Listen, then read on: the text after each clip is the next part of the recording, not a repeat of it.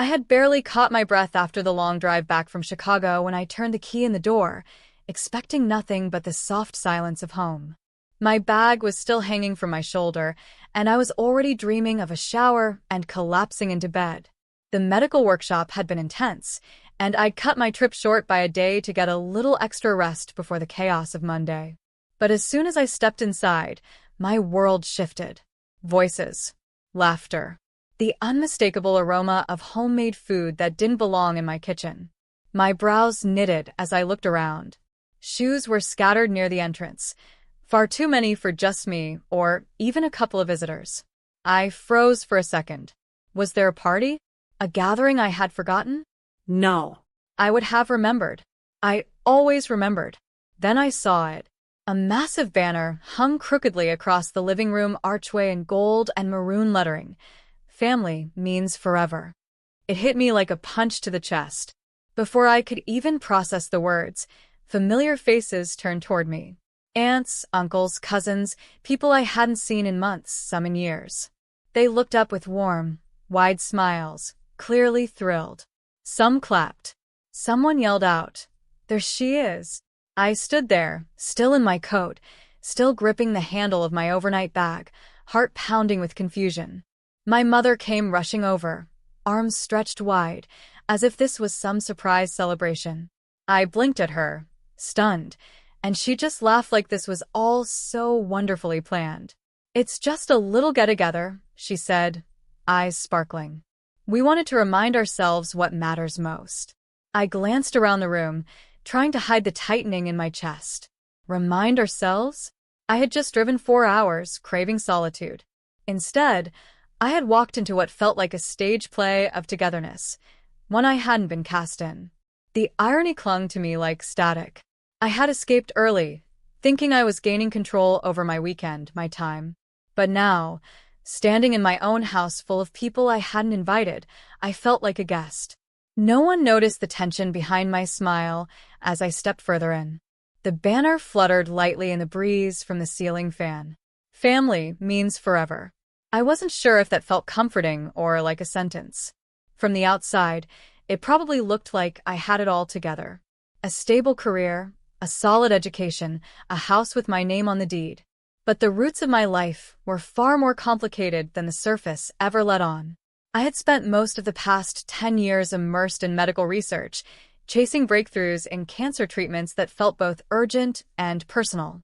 The work was grueling, often thankless, but I threw myself into it with a kind of devotion that bordered on obsession. It was easier to lose myself in data and clinical trials than to face the messiness of family. And truthfully, it felt like the only way to prove my worth because growing up, it never felt like I had much. Kevin, my older brother by 3 years, was the golden child. No matter what he did, the world bent to accommodate him. He was louder, bolder, always taking up more space than the rest of us combined. Our mother adored him. She didn't hide it. If Kevin forgot to call, she'd say he was busy. If I forgot, it became a lecture on priorities. Even as kids, if he threw a tantrum, it was passion. If I did, it was attitude. I learned early to keep my feelings small. Our father was quieter. He wasn't the type to make big speeches or pick sides out loud, but I always felt his quiet allegiance. When I came home with straight A's, he'd look at me with something like pride, his eyes softening in that barely there way of his. He never said much, but he'd make space for me in the kitchen when I needed to talk. He never interrupted, never told me I was being dramatic. When he got sick during my last year of med school, I was the one who came home, who drove him to appointments, who sat in the hallway outside his room pretending I wasn't crying. After he passed, the house became mine and Kevin's. Co-ownership, as outlined in the will, was supposed to keep us close. Instead, it kept us tangled. I lived in the house. Kevin lived in the city, but somehow still acted like a landlord. He'd suggest changes, criticize my choices, and casually mentioned what Dad would have wanted. I stopped arguing eventually. It wasn't worth the energy.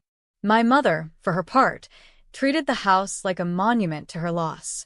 She never really acknowledged that it was my space now. She'd visit when she pleased, sometimes bringing casseroles, other times bringing critiques about the yard, the curtains, the dust. I knew she meant well in her own rigid, controlling way, but it never stopped feeling like she was checking to see if I deserved to be here. Family dinners were always tightrope walks. Kevin would talk over me.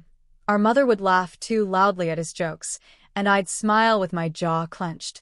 My success was acceptable as long as it didn't outshine his. If I published a paper, she'd say, "Kevin's been thinking about writing a book too." If I traveled for a conference, she'd say, "Kevin says he might go to Europe next year." I stayed silent through most of it, because that's what I'd learned to do. And the house, this house that held so many shadows of who we were and who we pretended to be, became my place of control, my sanctuary. At least, until I walked in and saw that banner. Until my carefully built silence was filled with the noise I had spent a lifetime trying to escape.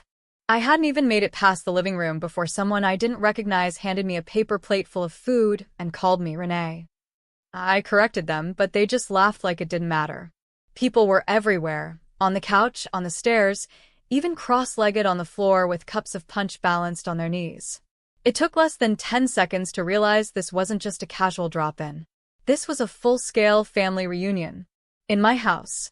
As I walked deeper in, my mind kept trying to make sense of it. Duffel bags and suitcases were stacked against the wall. Someone had moved the mail off the entry table and replaced it with a tray of homemade cookies. I heard a baby crying upstairs, my upstairs. I pushed through a tangle of cousins and aunts, faces blurring into a wave of half-remembered names and polite smiles, and made my way toward the kitchen. Kevin was there. Of course he was. Wearing one of his perfectly casual button-downs and holding court like it was his home to begin with. "Look who's finally here," he said, grinning like we were in on some great joke together. "What is this?" I asked, my voice low but tight. "It's the reunion," he said, like I was the one missing the obvious. "Didn't Mom tell you?" I looked over to where she stood by the dining table, helping Stephanie, Kevin's wife, set out more dishes. Stephanie gave me a sheepish smile. "I thought you knew," she said, in the kind of voice people use when they don't think you knew at all. "Tell me what?" I asked again, this time louder. Mom looked up, startled by my tone, then walked over, wiping her hands on a dish towel like this was just some small misunderstanding. "We tried to keep it a surprise," she said. "You've been so busy, and with all your work trips, we didn't want to burden you." "A surprise?" I repeated, blinking. "You thought it would be a good surprise to invite 30 people to stay in my house without telling me?" "Well, technically it's Kevin's house too," she replied, her voice sharpening just a little. "And he thought it would be nice for everyone to finally reconnect here. It's been years since." "Who's upstairs?" I cut her off. She hesitated. "Some of the cousins. Kevin said your guest room would be perfect for the family with the new baby." They were exhausted from the drive. "They're in my room, aren't they?" I asked, already knowing the answer. There was a silence that told me everything. I turned on my heel and took the stairs 2 at a time. The door to my bedroom was wide open. A pack-and-play had been set up near the window. My comforter was balled up at the foot of the bed, and a pair of someone's jeans hung over the back of my reading chair. The top drawer of my dresser was open. Someone had moved my books. I stood there frozen, the weight of it crashing over me all at once. My sanctuary had been turned into a dormitory. My space, my things violated by people who thought proximity meant permission. When I came back downstairs, no one noticed the change in my face. Or maybe they did, and just chose to look the other way. Kevin was back to laughing with someone from our dad's side. Mom was slicing pie. Stephanie was humming while refilling drinks. I felt like a ghost at my wake. I pulled Kevin aside, keeping my voice low. "You had no right." He blinked at me, that same innocent shrug he'd used all our lives. "It's not a big deal, Ray. It's family. They needed a place, and you're hardly ever here anyway." I stared at him, stunned. "I live here." He looked confused, like he'd genuinely forgotten that fact. Or maybe he never accepted it in the first place. I didn't say another word. I couldn't. My throat burned, my hands shook, and every inch of me felt exposed. I had been made a guest in my own life, again. Only this time, they'd made it loud and public. And no one, Not even the people who claimed to love me seemed to understand why that hurt so much. Later that evening, when most of the relatives had drifted out to the backyard for drinks and lawn games, I finally pulled the three of them into the den. I closed the door behind me and stood in front of it, arms folded, the air thick with everything left unsaid. Kevin sat on the edge of Dad's old recliner, too relaxed. Stephanie hovered near the fireplace, pretending to scroll on her phone. Mom sat stiffly on the couch, her posture just a little too straight, her hands clasped too tightly in her lap. "I want to know the truth," I said, my voice low and steady. "No games, no smiling through it. Did you all plan this behind my back?" Stephanie glanced at Kevin, then looked away. Mom exhaled, already tired of the conversation before it had begun. "We didn't mean to hurt your feelings," she said carefully. "It was supposed to be a family celebration. We thought you'd come home and be happy." I ignored her. "Kevin." He leaned forward, elbows on his knees. "Look, we didn't tell you because we knew you'd make it complicated. We needed the space. You never use all the rooms. It was just easier this way." "Easier," I repeated. "You invited people into my home. You let strangers sleep in my bed. You opened my drawers." "We didn't go through your stuff," Stephanie said quickly. I turned to her. "But someone did." She had no reply for that. I took a breath, reaching into the small folder I had grabbed after seeing my room turned upside down. I held up a sheet of paper and watched their eyes shift. "I found this in the study," I said, my voice colder now. "You didn't even bother to hide it well." Kevin's face went blank. Mom looked at the paper but didn't read it. Stephanie turned pale. "It's a draft sale agreement," I said. "My name, this house, my half." Silence. "You've been talking about selling," I said slowly, letting the words land. "Behind my back, without even asking me." Kevin stood now, defensive. "It's not like that. I just talked to someone, an agent. There's no harm in looking at options." "No harm for you," I snapped. "Because I've been the one keeping this place running. I pay the taxes, I take care of the repairs.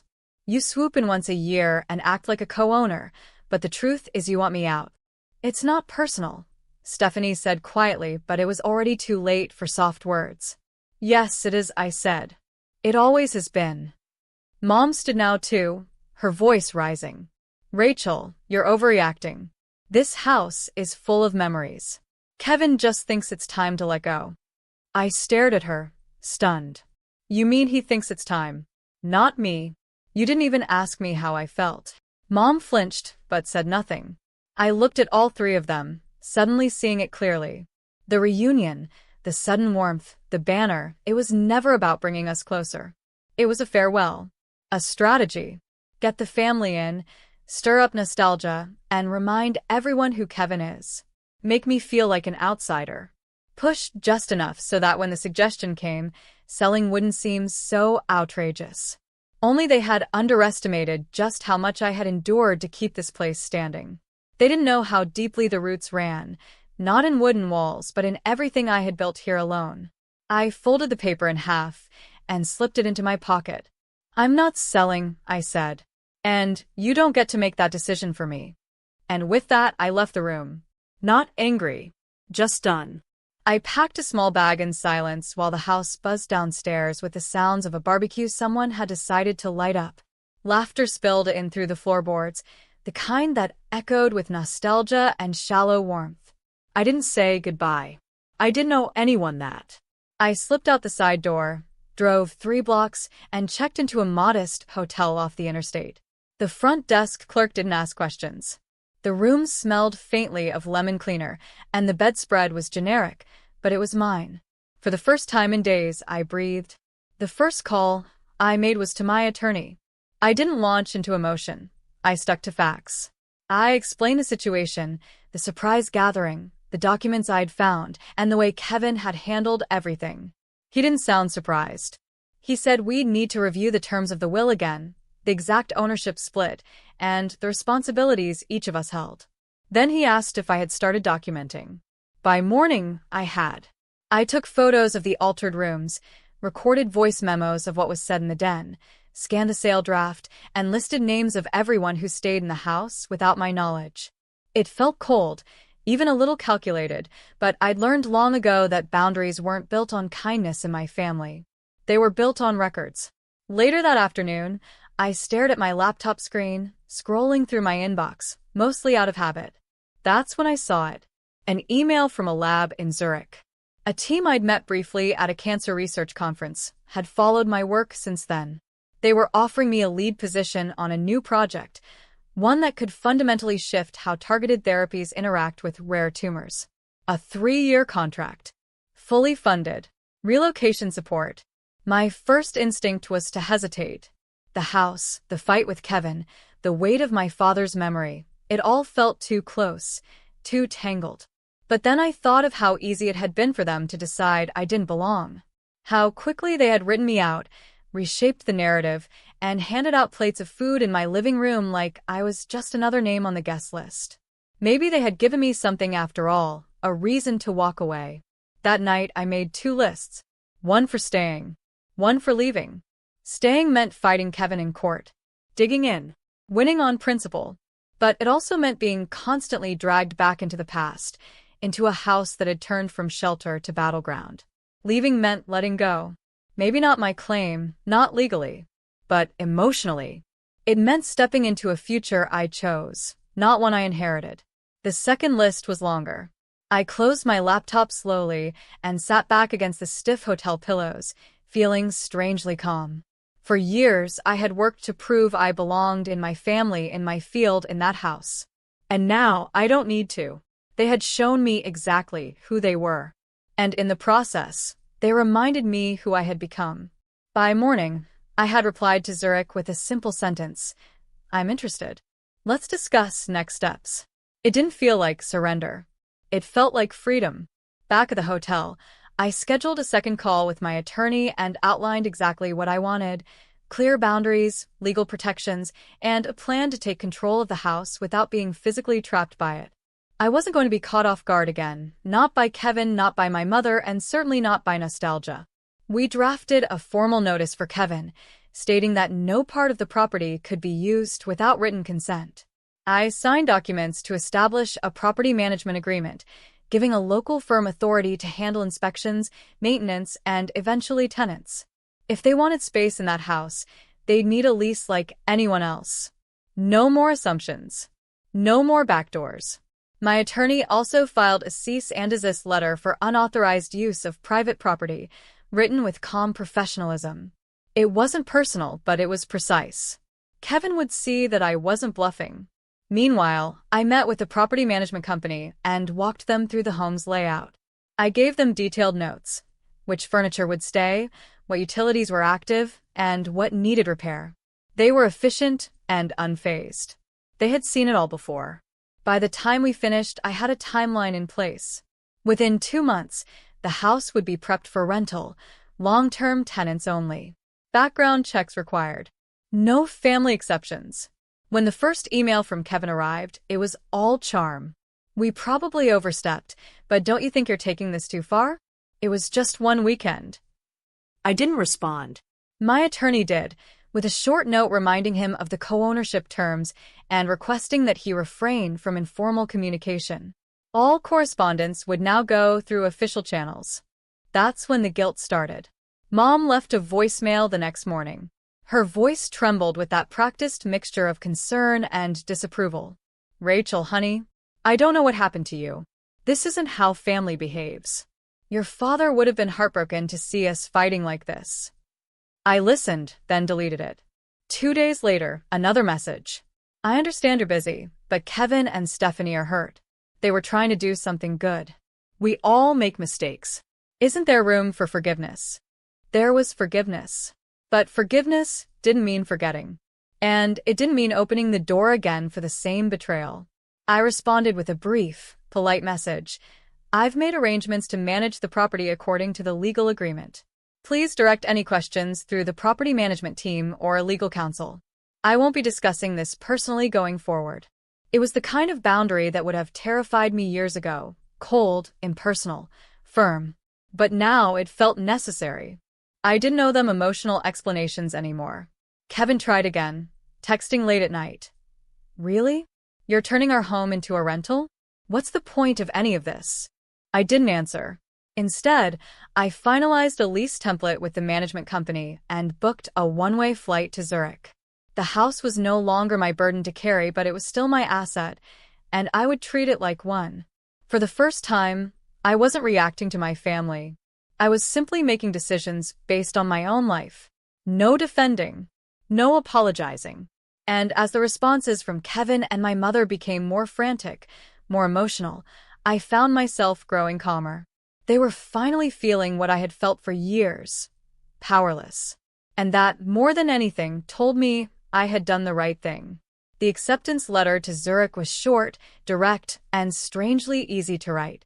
After everything that had unraveled over the past few weeks, saying yes to a future that was entirely mine felt like the most natural decision in the world.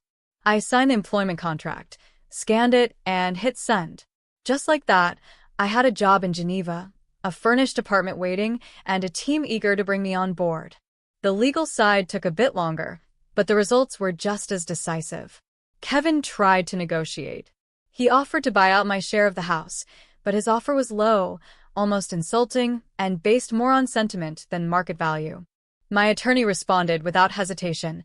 Unless he could meet a fair valuation, the property would remain co-owned, under formal management, and rented according to contract. He stalled, tried to involve our mother, and even suggested I just walk away if the money didn't matter that much to me. But it did matter. Not because I needed it, but because it was mine. Eventually, he conceded. He couldn't afford the buyout. The documents were signed, recorded, and sealed. The house would stay in both our names, but I held all operational control through my attorney and the management team. There would be no more backroom plans. No more emotional appeals. Just structure. Just law. I boarded my flight to Switzerland with one checked bag and a carry-on full of books, files, and a journal I hadn't touched in years. The sky outside the window was dark and endless, the kind of clean slate I'd only ever dreamed of having. I didn't look back. Geneva welcomed me quietly, gently.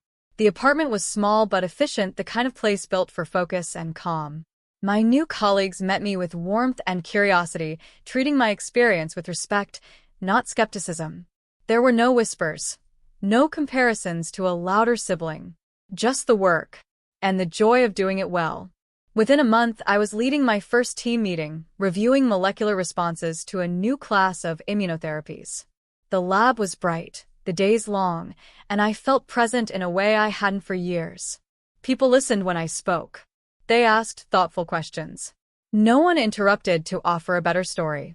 Outside of work, I found something even rarer. Space to be myself. Walks along the lake. Quiet dinners in little cafes where no one knew my name or expected anything of me. I met people who asked about my research, not my family, who didn't assume that because I was reserved, I must be angry or broken. I was just Rachel. One evening, I stood on my balcony, watching the city glow under a pale sunset. My phone buzzed with a message from the property manager. Our first tenants had moved in, a young couple with 2 kids. Stable, responsible, respectful. They'd signed a 2-year lease. The house was no longer a battleground. It was an investment. A closed chapter. Nothing more. I smiled, saved the message, and turned the phone off. In the quiet, I realized I felt something I hadn't in years. Not triumph. Not vindication. Just peace. The kind that doesn't need to be explained. The kind you carry with you, once you finally choose yourself. And I had. Weeks after settling into my new rhythm in Geneva, I opened my inbox one quiet Sunday morning and saw his name. The subject line was simple. I owe you an apology. I stared at it for a long time before clicking. Kevin's message was unlike anything he'd sent before. No charm, no defense. Just words, stumbling, uncertain, but real. He admitted he'd handled everything poorly. That he'd let his ego get in the way, that he hadn't seen me, not for a long time. He wrote about Dad, how he had assumed after the funeral that he had to step up, take control. But in doing so, he admitted, he had steamrolled me. Made decisions like it didn't matter. Like I'd never mattered. He didn't ask me to forget. He didn't even ask me to forgive. He just wanted me to know he was sorry. I sat with it for a while. Then I wrote back. Not with warmth, not right away, but with honesty. I told him how it had felt, coming home, and realizing I didn't even own my silence anymore. How long I had swallowed things to keep the peace. How tired I'd been of performing a role that never belonged to me. But I told him something else, too. I believed people could change. If they wanted to. If they were willing to stop talking long enough to listen. He responded 2 days later, no pressure, no expectations. Just a message saying he was here. That he was trying. Since then, the messages have continued. In small, careful exchanges, we've started rebuilding something closer to respect than affection, but real in its way. Mom remains a harder story. She sends the occasional photo, a long paragraph about the neighbor's garden, and an invitation I don't accept. But her tone has softened. There's less insistence, more space. The dynamics haven't become perfect. I don't expect them to. But there's a shift, small but meaningful. And I've learned something in this process. Sometimes healing doesn't look like reunion. Sometimes it's just a change in the way we speak to each other. A pause where once there was noise. An acknowledgement where once there was denial. We're learning to speak the truth finally. And even that, in its imperfect way, feels like a beginning. When I stepped off the train in Boston, the air felt heavier, thicker with memory than with weather. I hadn't been back since leaving for Switzerland. The city looked the same, but I didn't. I moved differently now. Quieter inside, but more solid somehow. Kevin met me outside the cafe we had agreed on. He looked nervous, unsure whether to smile or wait for me to go first. I gave him a small nod. That was enough. Inside, Stephanie was already at the table, bouncing a chubby baby girl on her lap. "This is Emily," she said, her voice warm but cautious, as if gauging whether I'd want to hold her. I didn't, not yet, but I did lean forward and touch her little hand. She gripped my finger without hesitation. Babies don't know about old wounds. We talked for an hour. No grand apologies, no rehashing the past. Just updates. Emily's teething. Kevin's new job. My research. They listen more than they used to. Stephanie didn't look at Kevin for cues. He didn't interrupt me once. It wasn't perfect, but it was different. When we stood to leave, there were no hugs. No emotional scenes. Just a pause, a glance, and something unspoken passing between us. Recognition. Not of who we used to be, but of who we might become. Later, I walked past our old neighborhood. The house was still there, its porch newly painted, flowers blooming in the yard. I didn't go in. I didn't need to. My life was elsewhere now. On the flight back, I stared out the window, thinking not of what was lost, but what I had learned to protect. Boundaries didn't mean building walls. They meant knowing where I ended and where others began. They meant loving people without letting them dismantle you. In Geneva, I had found more than just a new job. I had found space, dignity, and connection with people who saw me for who I was, not who they needed me to be. Chosen family, in every sense. Healing hadn't come all at once. It came in moments. In silence respected. In words carefully chosen. In not returning to the old roles, even when invited. And in that quiet, deliberate distance, I had finally come home to myself.